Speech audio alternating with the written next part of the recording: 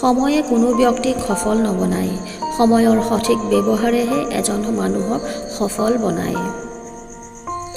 সফলতা পাবলৈ তীব্ৰ ইচ্ছা থাকিব লাগিব, নহ'লেতো শুই বহি সকলোৱে সফল হোৱাৰ কথা ভাবি থাকে। ভাল কিবা এটা প্ৰাৰম্ভই মানুহক অলপ ভয় দেখুৱায়।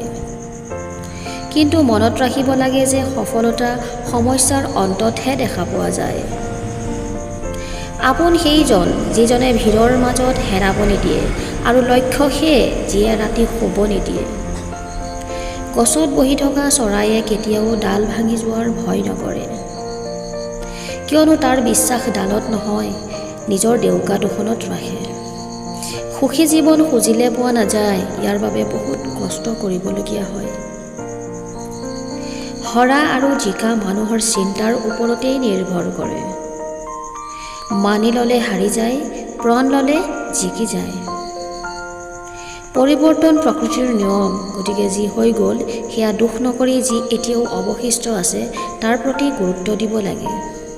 সফল সেইজনেই হয় যিজনে আনৰ কথাত গুৰুত্ব নিদি নিজৰ কৰ্মক বিশ্বাস কৰি আগবাঢ়ি যায়। ছাকচেছ পাবলৈ একশ্যন ল'ব লাগিব, কেৱল ভাবি থাকিলেই ছাকচেছ কেতিয়াও নাপায়। যিটো পাৰ হৈ গৈছে সেই বিষয়ে কথা নাপাতিব আৰু যিখিনি সময় বাকী আছে সেইখিনি নষ্ট নকৰিব।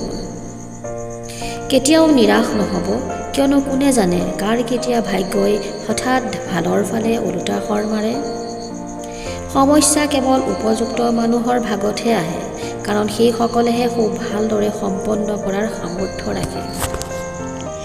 যদি আপুনি কোনো বস্তু দাম নেদেখাকৈ কিনিব বিচাৰে, তেন্তে সময় থাকোঁতেই ঘড়ী নেদেখাকৈ কাম কৰিব লাগিব। শক্তি জিভাৰ শব্দত নহয়, চিন্তাত ৰাখক, কিয়নো শস্য বৰষুণৰ পানীত হয়, বানপানীত নহয়। সময় আৰু জ্ঞান কেৱল ভাগ্যৱান লোকেহে পায়, কিয়নো অধিকাংশ মানুহৰ ক্ষেত্ৰত সময়মতে জ্ঞান নাপায় আৰু যেতিয়া বুজি পায় তেতিয়া সময় পাৰ হৈ যায়। সময় সকলোৱেই পায় জীৱন সলনি কৰিবলৈ, কিন্তু জীৱন পুনৰ ঘূৰাই নাপায় সময় সলনি কৰিবলৈ। নাৰকীয় জীৱন চাবলৈ ইচ্ছা আছে নেকি? তেন্তে কোনো উপাৰ্জনহীন যুৱকক চোৱা, নে আছে ইজ্জত, নে সন্মান, নে টকা, নে পায় ভাল ব্যৱহাৰ। ব্লেডত বহুত ধাৰ থাকে, কিন্তু তাৰে গছ কাটিব নোৱাৰি। আনহাতে কুঠাৰ বহুত মজবুত, কিন্তু তাৰে চুলি কাটিব নোৱাৰি। ঠিক সেইদৰে প্ৰত্যেকজন মানুহেও নিজৰ প্ৰতিভা অনুসৰিহে শ্ৰেষ্ঠ হয়। সেইবাবে কেতিয়াও নিজক নাইবা নিজৰ সন্তানক আনৰ লগত তুলনা কৰিব নালাগে। জীয়াই থকালৈকে জীৱনটোত চেষ্টা কৰি থাকিব লাগে। কোনে জানে কোনটো চেষ্টাই সফলতাৰ দুৱাৰ মুকলি কৰি দিয়ে।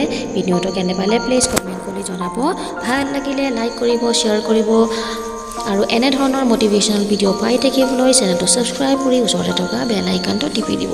আপোনালোক সকলোকে বহুত বহুত ধন্যবাদ।